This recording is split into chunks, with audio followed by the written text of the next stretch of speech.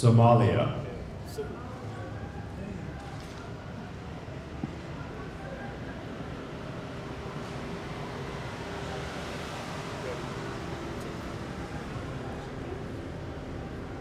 His Excellency Hassan Sheik Mohamoud, President of the Federal Republic of Somalia, and Mrs. Kamar Ali Omar, spouse of the President of the Federal Republic of Somalia.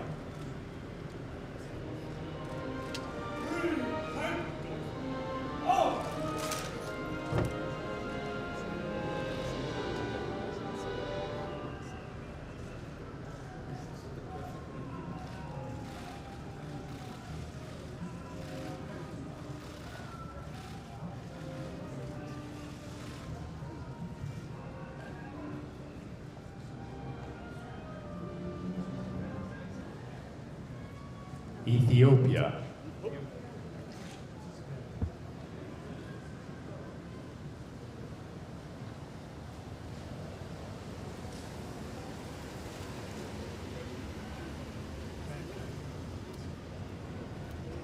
His Excellency Haile Mariam Desalegn Boshe, Prime Minister of the Federal Democratic Republic of Ethiopia, and Her Excellency Roman Tesfaye, First Lady of the Federal Democratic Republic of Ethiopia.